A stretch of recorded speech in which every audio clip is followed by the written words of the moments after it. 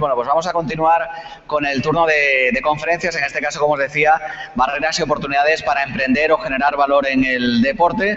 Va a hablar Eva Cañizares, que es licenciada en Derecho, máster en Dirección y Gestión Deportiva y además también la vicepresidenta de la Asociación Andaluza de Derecho Deportivo, así que sabe un rato de todo esto. Cuando quieras, Eva, damos la bienvenida a Eva Cañizares, por favor.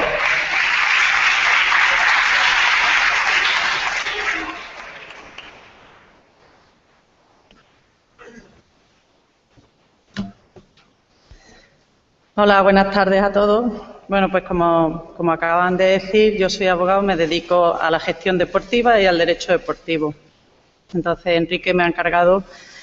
que os hable de las barreras y las oportunidades que el emprendedor puede encontrarse, pero desde el punto de vista legislativo. Por lo cual, desde ya, pues,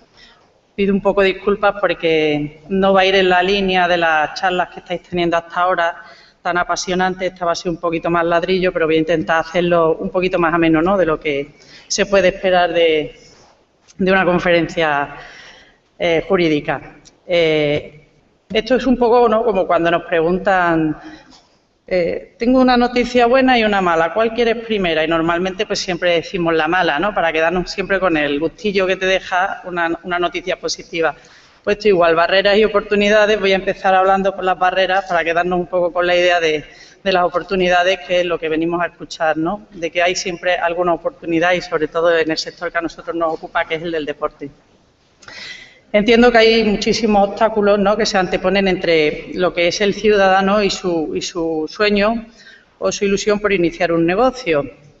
La primera barrera que yo encuentro es una barrera de orden psicológico, excusas como soy demasiado joven, cómo voy a dejar un trabajo que tengo más o menos seguro para crear una empresa, o si no soy capaz de encontrar un puesto de trabajo, cómo voy a crear una empresa. A ello le unimos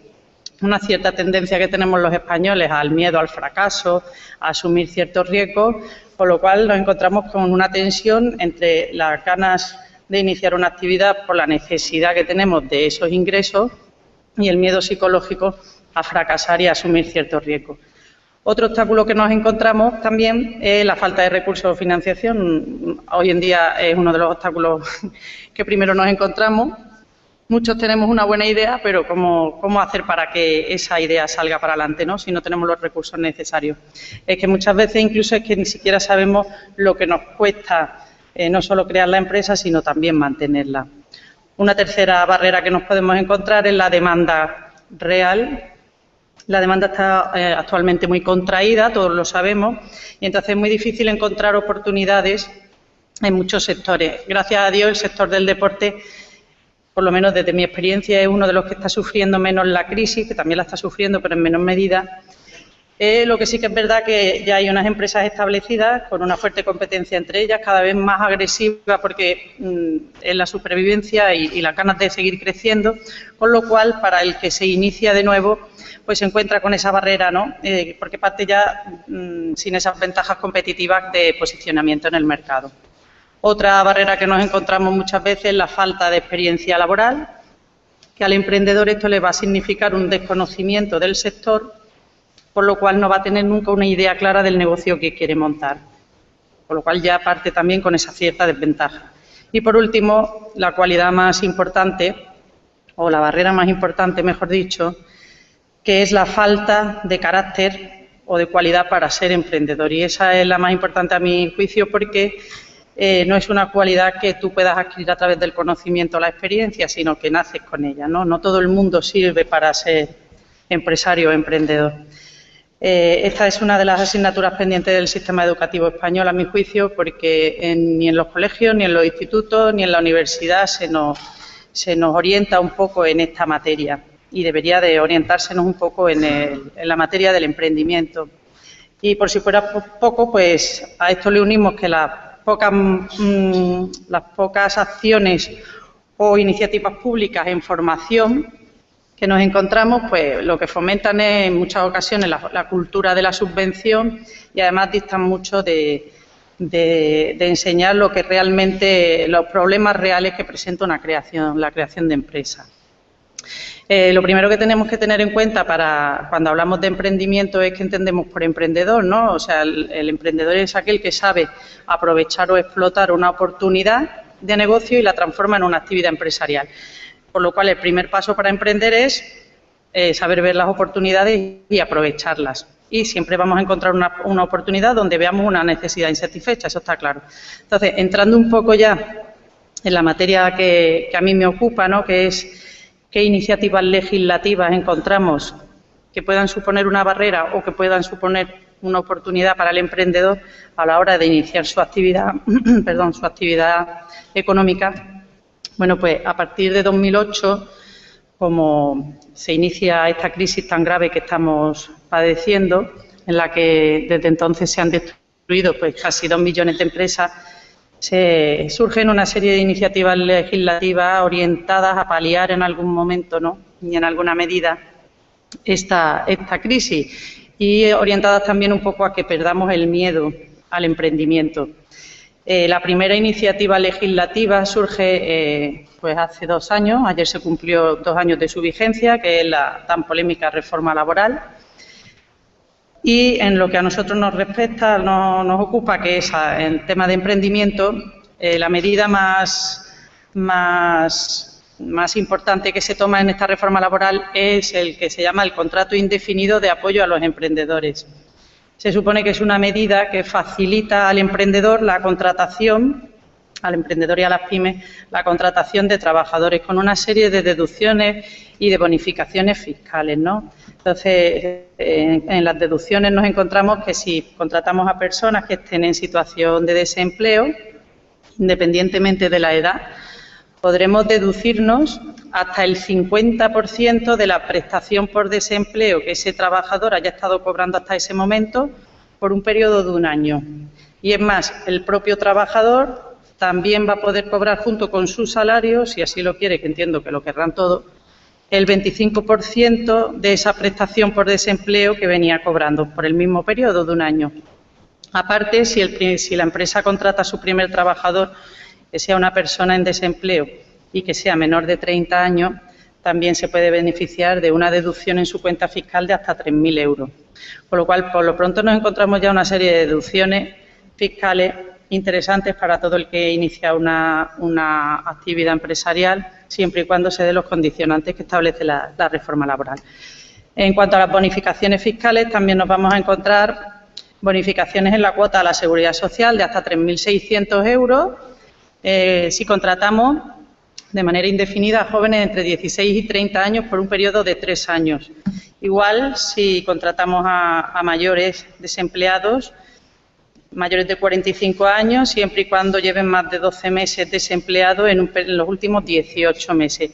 Hay que tener en cuenta, y esto es bastante importante, que estas bonificaciones han de mantenerse durante, pues en el caso de los jóvenes, durante 3 años, en el caso de los mayores de 45 años no hay un periodo establecido, pero que en el momento, si cesamos o despedimos a ese trabajador antes de que finalice ese periodo, estamos obligados a devolver todas esas bonificaciones de las que nos hemos estado beneficiando. Y como fomento del autoempleo,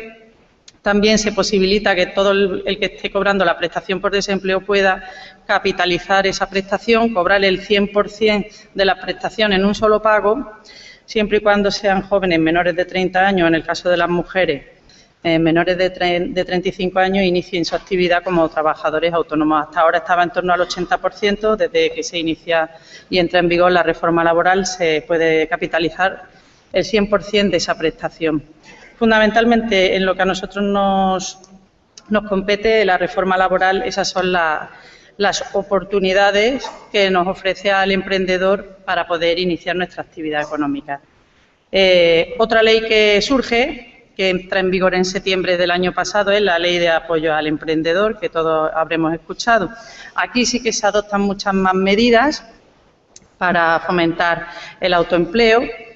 Lo que pasa que, como veréis, van a ser un poco contradictorias y un poco incoherentes, ¿no? Por lo menos desde mi punto de vista.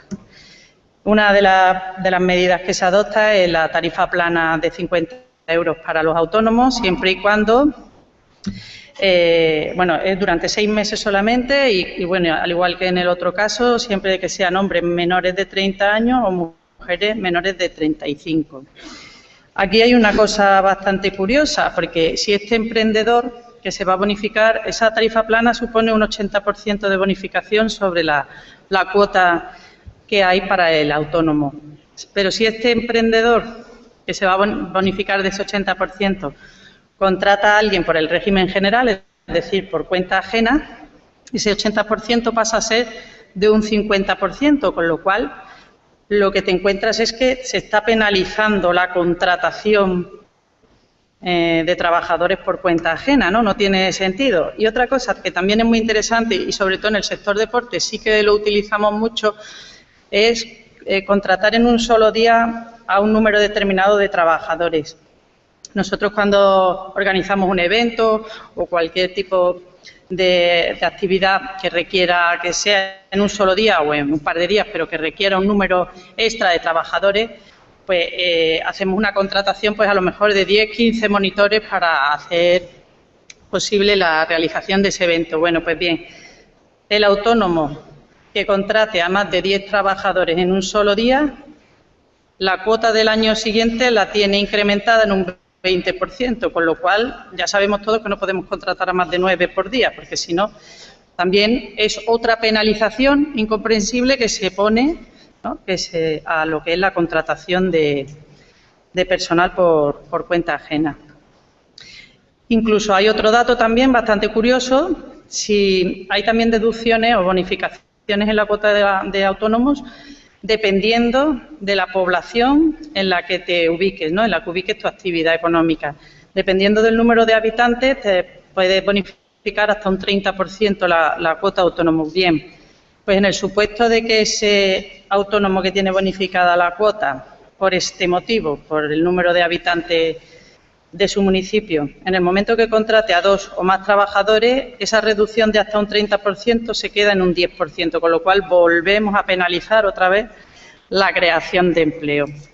Esta sería un poco, en la tarifa plana para autónomos, pues los pros y los contras que nos podemos encontrar, ¿no? El autónomo sí se va a beneficiar, pero siempre y cuando en determinados supuestos se va a ver penalizado si contrata a trabajadores para su empresa. Una medida que ciertamente todos estábamos esperando y que imagino que todos los que somos autónomos nos habremos acogido a ella, es el IVA con criterio de caja, que está en vigor desde enero y que, bueno, pues que con esta medida todo el que cobra una factura, o sea, todo el que factura un servicio no tiene por qué entregar ese IVA hasta que efectivamente la factura esté cobrada, ¿no? Ha sido una de las principales causas de crisis y que han llevado a muchas empresas al concurso de acreedores, sobre todo empresas que se han dedicado a trabajar con la administración pública. La falta de pago de las facturas y el tener que adelantar ese IVA. Hay una figura un tanto extraña que tiene más inconvenientes que ventajas, pero bueno, también está bien que sepáis que existe, que es el emprendedor de responsabilidad limitada, que viene a ser como la sociedad de responsabilidad limitada, pero no necesitas crear una sociedad. Te das de alta como autónomo, te acoges a esta figura y la ventaja es que como autónomo, al igual que la sociedad limitada, pues no vas a responder con tu patrimonio de las deudas que se generen con tu actividad profesional. Pero sí que es verdad que está limitado. No es como en una sociedad, que en ningún caso las deudas de la sociedad van a ser pagadas con el patrimonio de los socios. En este caso, siempre y cuando no se superen unos umbrales mínimos de patrimonio. En el momento que se superen, sí que respondes con tu patrimonio. O sea, es una figura, ya os digo, que más que ventajas tiene inconvenientes. Yo sigo, en este caso, si alguien quiere montar una empresa y se quiere evitar esos riesgos de que tu patrimonio se pueda ver afectado, pienso que sigue siendo mucha mejor opción la de crear una sociedad limitada. Además, ya existe la sociedad limitada express, que se crea en un momento. Lo único que sí que tiene es un capital mínimo social, que el emprendedor de responsabilidad limitada no tiene, pero es bastante asumible, están en los 3.006 euros y tu patrimonio no va a responder nunca bueno, salvo casos ya de responsabilidad que pueda rayar la responsabilidad penal o cuando entramos en responsabilidad de los administradores, pero esos son casos ya de negligencia flagrante, en fin, que no es lo normal. Entonces, insisto en que tiene parcas ventajas y excesivas obligaciones.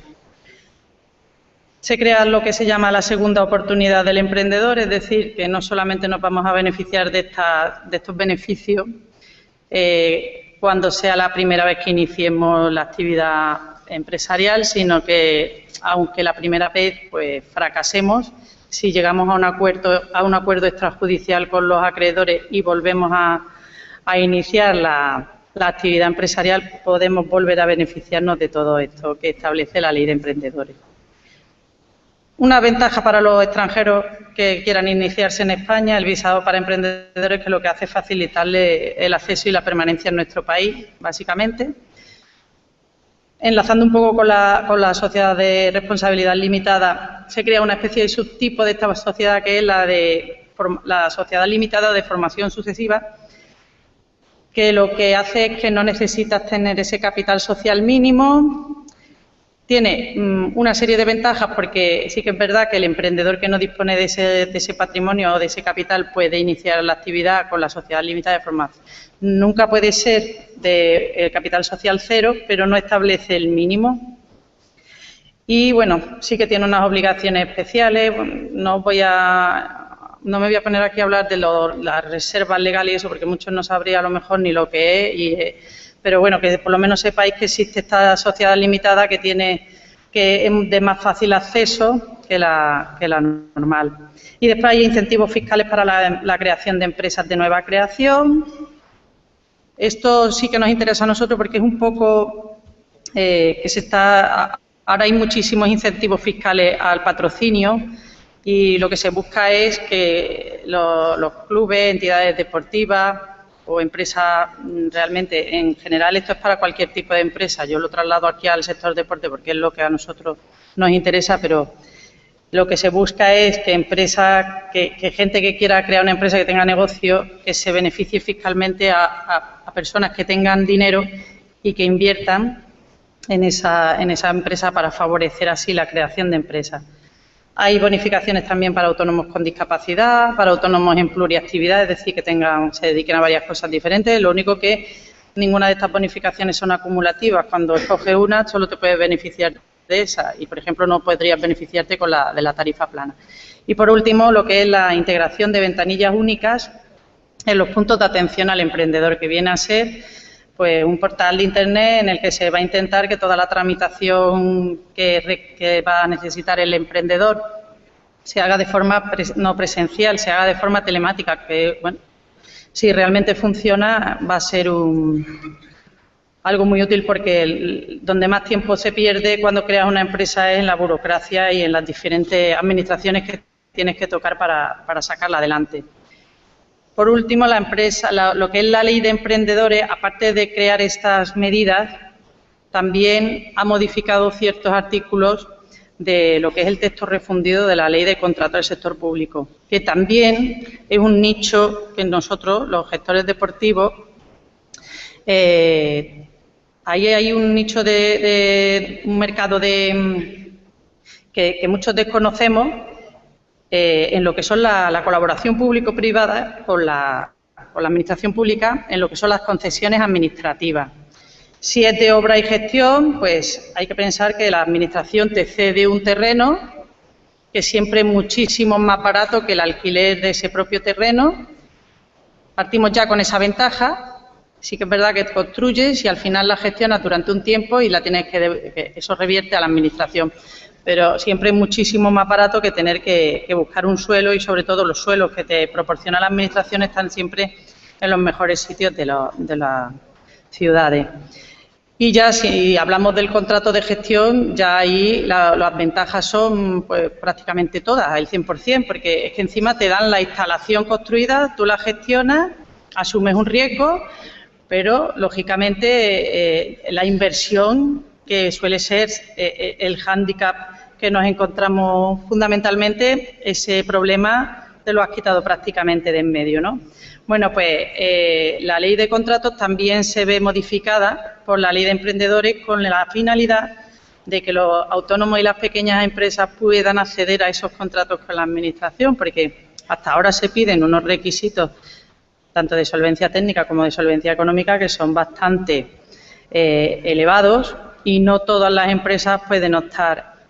Entonces, bueno, pues sí que es verdad que aunque es una solución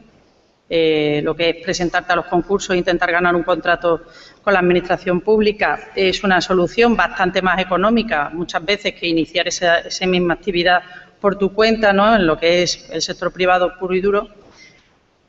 Es básico disponer de toda la información necesaria para poder adoptar la decisión más correcta, ¿no?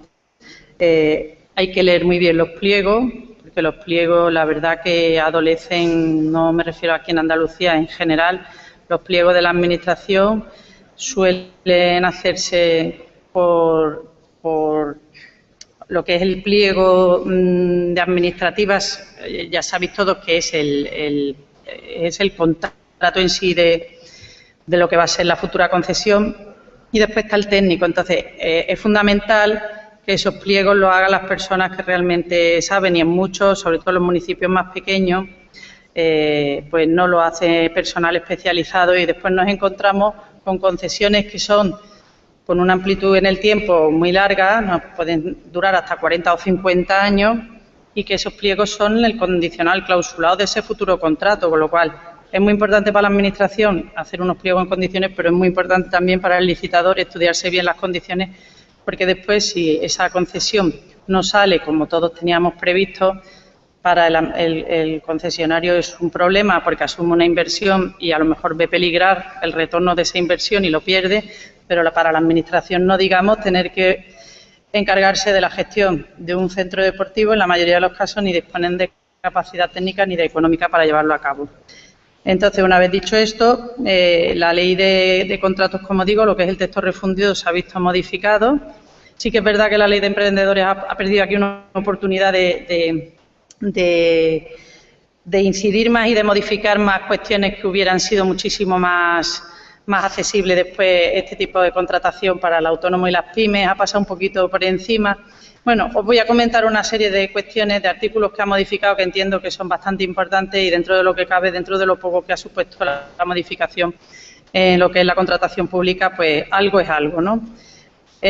Todas las modificaciones que se introducen están en el capítulo segundo. Os voy a dar más detalles de esto porque, como es una ley como últimamente hay tantas empresas del sector deporte que realmente se dedican a licitar y lo que se dedican es a gestionar concesiones administrativas, es muy importante saber que todas las medidas que se han introducido nuevas están en el capítulo segundo, el título cuarto, y es un epígrafe que se llama Medidas para impulsar la contratación pública con emprendedores. Entonces, empezamos, el primer artículo que modifican es el 146, y aquí lo que se va a modificar es, la fase más burocratizada de todas en los concursos públicos, que es lo que se conoce como sobre 1 o sobre A, y ahí va toda la documentación administrativa que se requiera a las empresas o a los particulares cuando se presentan los concursos. Cuando tienes que acreditar tu personalidad, ¿no? Si eres persona física o jurídica, con tu NIE, la escritura, la representación, la solvencia técnica, la económica sobre todo, declaraciones responsables, de no estar incurso en prohibición de contrato con la Administración. Todo eso se reduce, no va a ser exigible desde el primer momento, sino que se va a reducir solo a una declaración responsable del licitador, en el que jura y perjura que cumple con todas las condiciones que establece la ley. De esta manera pasamos directamente en los concursos. El primer sobre que se abre va a ser precisamente el de la propuesta en sí, y finalmente el que resulte adjudicatario es el que va a tener que acreditar en ese momento si acredita o no y entrega esa documentación, con lo cual al final, si no cumple, pues el segundo tendrá que demostrar documentalmente que cumple con todas esas cuestiones administrativas. Al final se reduce que la Administración solo tiene que revisar pues la documentación de una o dos empresas y no de 10, 20 o de los que se presenten. Y solamente el adjudicatario va a ser el que tenga que presentar toda esa documentación. Es muy importante saber que esto ha de constar así expresamente en los pliegos, y que si no consta en el pliego expresamente y no se impugna por esta causa, estamos obligados a presentarla, aunque se vulnere la ley, pero si no impugnas el pliego lo estás dando como bueno, con lo cual hay que tener en cuenta que si vemos que nos exigen toda esta documentación, después elevación del umbral para la exigencia de clasificación empresarial, ya sabemos todos que para determinadas obras de construcción nos piden una clasificación y han elevado los umbrales, es decir, ahora hay muchas más empresas que pueden optar a estos contratos de obras con la Administración precisamente porque no se nos va a exigir un umbral pequeño, ¿no? Estamos hablando de 500.000 euros en contratos de obra o 200.000 en el de servicios, que es el que más utilizamos nosotros. Las garantías mediante precios, que no necesitamos ya presentar garantías, las que exige la ley, que son avales bancarios o seguros de caución, tal, sino que podemos, en el mismo precio del contrato, nos hacen un descuento y se lo queda a la Administración hasta que finaliza el contrato como garantía. Y a las pequeñas y medianas empresas y a los autónomos, en vez de devolvernos esa garantía en el plazo de un año desde que finaliza el contrato, nos lo devuelven en el plazo de 6 meses, que bueno, algo es algo, ¿no? También se establece ya la prohibición de otorgar ventajas a empresas que hayan contratado previamente con la Administración. Está prohibido, o sea, no puede ser una condición de solvencia técnica que hayas contratado con la Administración, sino que, es más, está prohibido que así lo sea, con lo cual también se abre un poco el abanico. Estábamos como en un bucle, como siempre se exigía esa solvencia técnica, pues siempre hará lo mismo. Y se reduce el plazo de demora en el pago, para que el contratista pueda exigirle a la Administración la resolución del contrato y los daños y perjuicios. Se ha reducido de 8 meses, que era, a 6 meses. Y por último, se introduce un artículo nuevo para proteger a los subcontratistas, en el sentido de que la Administración va a estar muy encima del contratista para ver que efectivamente cumple con sus condiciones de pago con los subcontratistas, pero aunque todo esto está muy bien, ¿no?, que a los subcontratistas se les dé esa protección, pero ¿quién protege al contratista principal de los impagos de la Administración? Que aunque sí que se establecen unos plazos para los pagos, realmente la Administración los sigue incumpliendo y o tienes dos opciones, o te aguantas, que suele ser la más normal, o te metes en un pleito, pero a esperar a que dentro de unos años te den la razón. Por último, deciros que todas estas medidas de las que os he hablado ya están en vigor y que en lo que respecta a la contratación pública, todos los pliegos de condiciones deben de estar ya redactados siguiendo estas modificaciones. Cualquier otra cuestión que tengáis, pues, sé que esto ha sido un poco ladrillo, pero bueno, creo que es importante que sepáis que existen estas posibilidades. Y esto es todo.